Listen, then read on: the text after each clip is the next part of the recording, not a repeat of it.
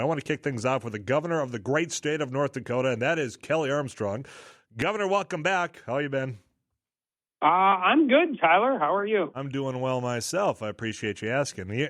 You're busy. You got a special session coming up in about a week and some change here, and I'm curious now with legislative management saying yes, yes, no, and a lot of these decisions about what's going to be introduced. You've had a chance to go through, I think it's about 5 bills. Not all of them are separate. But your take about what's going to be done next week?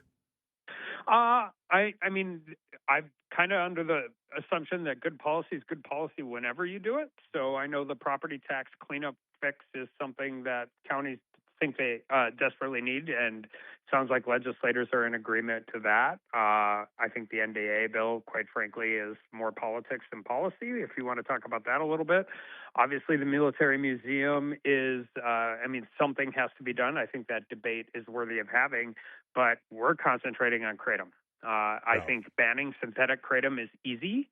I think getting the policy right is hard. I think there's a lot of questions about natural kratom. I think there are people on both sides of that argument.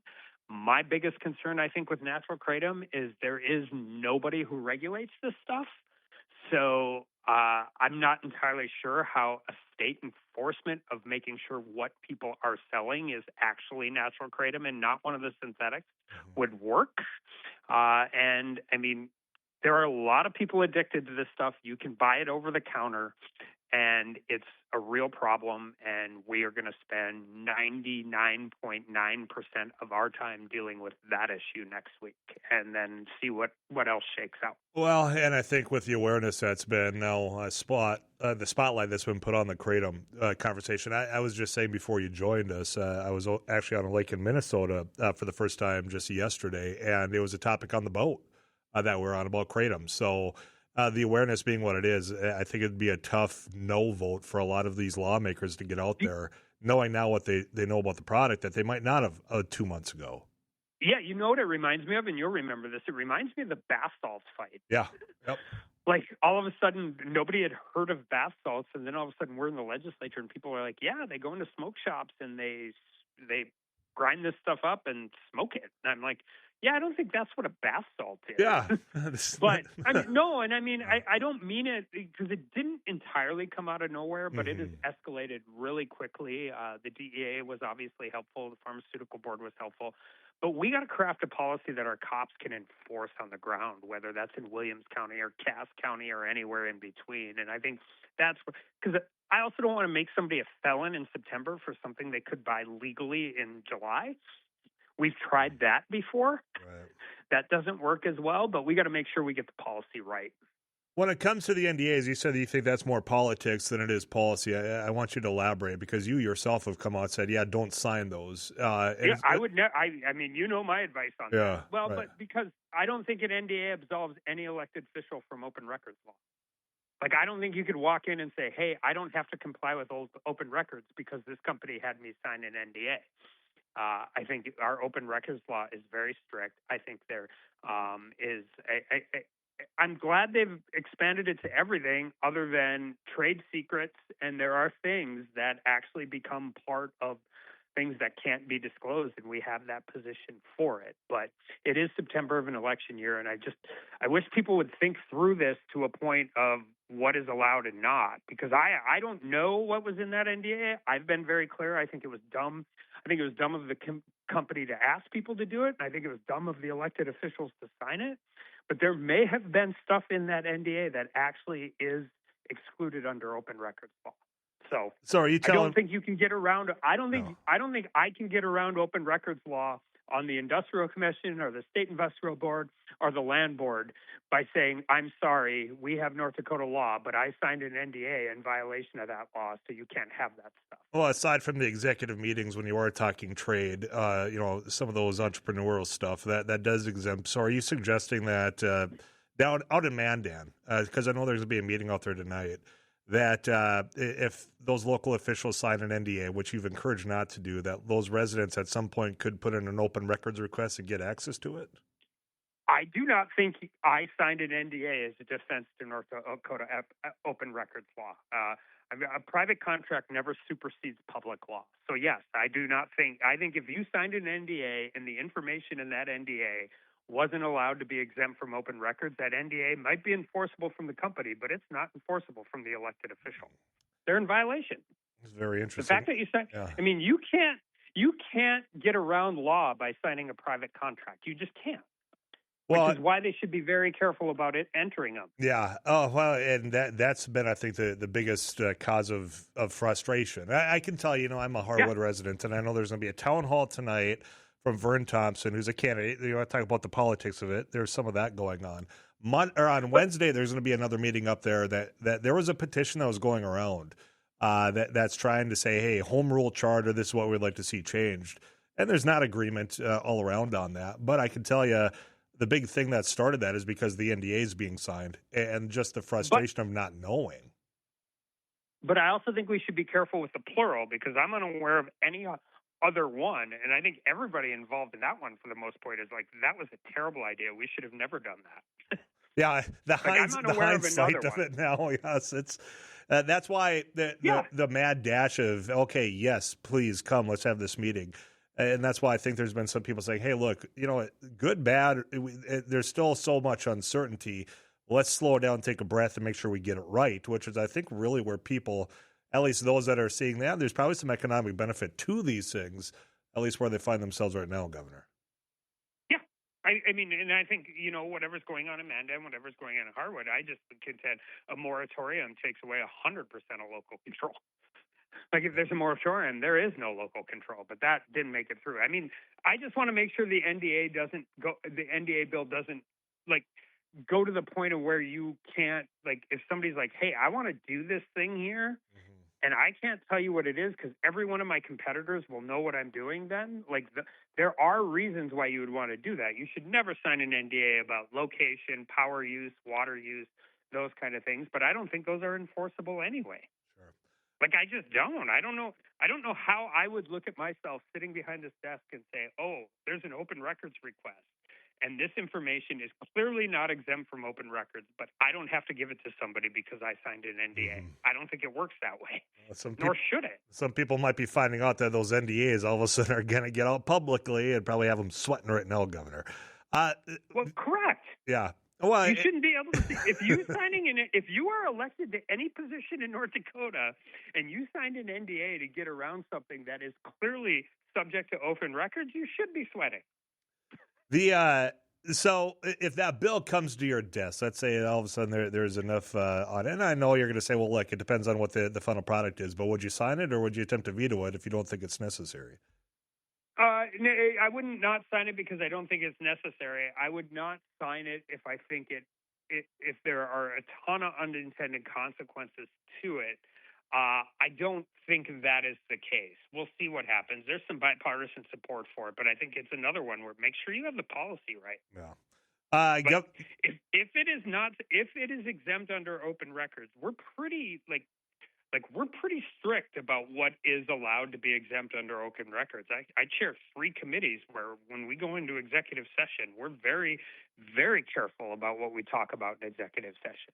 And, I have the Attorney General and the Ag Commissioner on there, and there's been more than once where just an offhand comment is made, and we're like, stop right now. You want to talk about that? You talk about that in open session. This is about litigation strategy, not about anything else. Governor, the other item before I want to talk about some of the trade disruption that we might be facing with our biggest, trade partner, the military gallery. We're talking about $30 million that is going to be a line of credit. With also, I think at the end of that time, if they're not able to pay it back, guess what? Don't worry about it. I just wanted to get your reaction to what some of this proposal is. I think that this whole private-public partnership works at times. It clearly didn't in this time. And now it appears that the state might be bailing it out.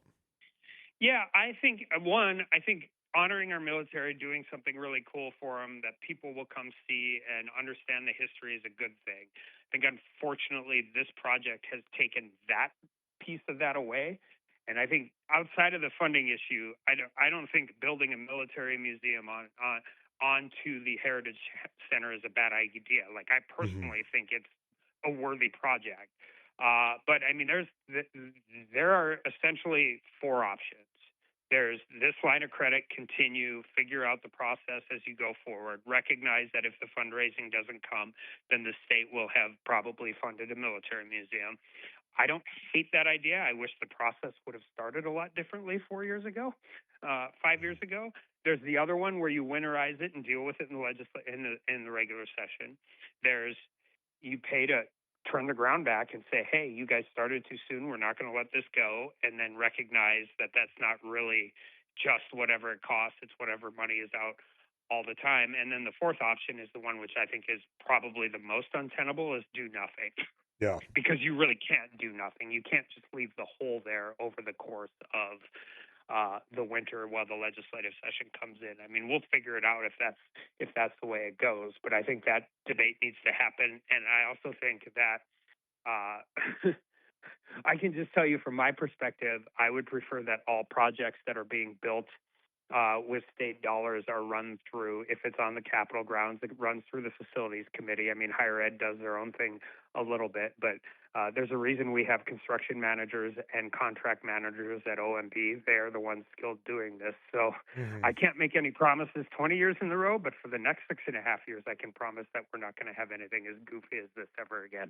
Governor Tyler Armstrong is our guest here. Area KFJO times 220. I got comments coming into the Adventure RV Text Club. That's at 35270. I want to talk before I get to that about this back and forth, of course, federally when it comes to our friends of the North, Canada, North Dakota. I mean, it's our largest trading partner, and they're angry. The White House is angry, but the impacts it could have on this state are pretty profound.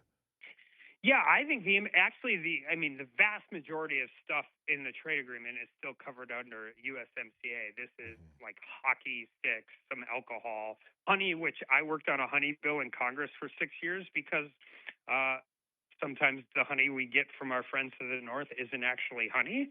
That's a more specific conversation. But I just think for guys like us who have we have families that farm on both sides of the border. We're one of the few states that actually does business on both sides of the border. If you just go geographically, it's the Rocky Mountains, then forest, then cities, then the Great Lakes, then more cities.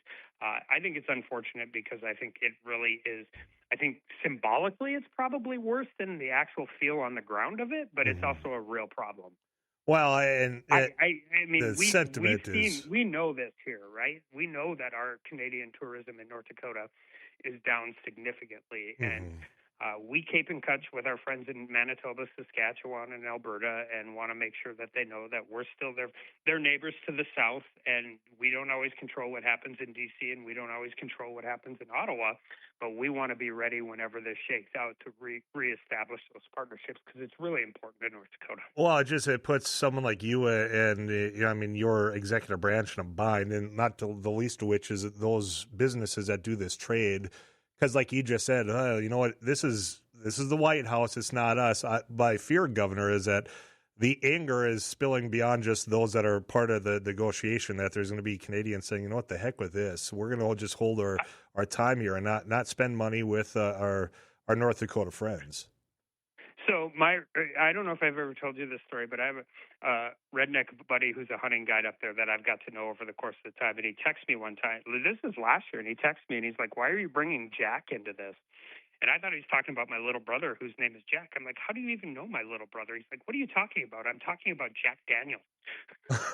like they've taken all the Jack. So this.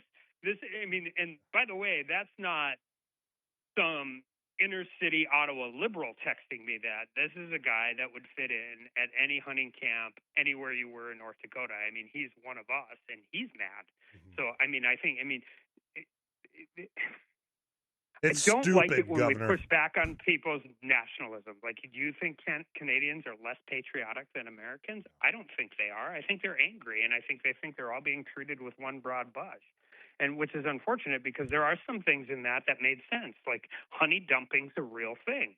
And addressing it in a reasonable and responsible fashion is something I worked on for 6 years in D.C. and never got done. And this was part of it, and then it all fell apart at the last minute. Well, yeah, there's a lot of people looking, and I was just saying, it's so stupid. It all just seems really dumb, the way in which this is all going back and forth. And I think people are looking for the adults to maybe enter into this and say, okay, everybody take this breath and stop true socialing out things. I saw that, one of the leaders up there talked about the president can kiss his, and you can finish the blank there. I mean, that's where this is devolved into right now. And it doesn't seem like it's slowing down at all, Governor. Final thing, well, actually, I might have two if I've got time. Child care assistance in North Dakota. I know that there was an attempt to get some money moved around to keep this program. It sounds like we've got enough funding till the end of September. Reading into some of why this hasn't been extended, aside from the resources, your budget and your guidelines are, hey, look, we need some cuts. Some of those departments need about 10%. Health and Human Services being one of them. Obviously, that has been one of the fastest growing over the course of the last several decades here. But child care is one of those workforce and family policies that a lot of people have seen the benefit of. So how do we correct this thing?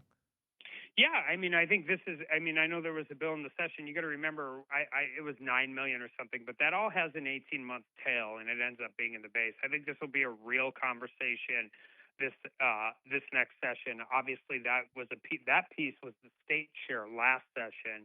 This new one that's coming out from the federal program. This is the danger, and this was COVID era money. That was never this is a danger when you do those things without a plan to fund them long term, because you create, I don't want to say an entitlement, but you create a reasonable expectation that federal money, I mean, this was always going to expire unless it got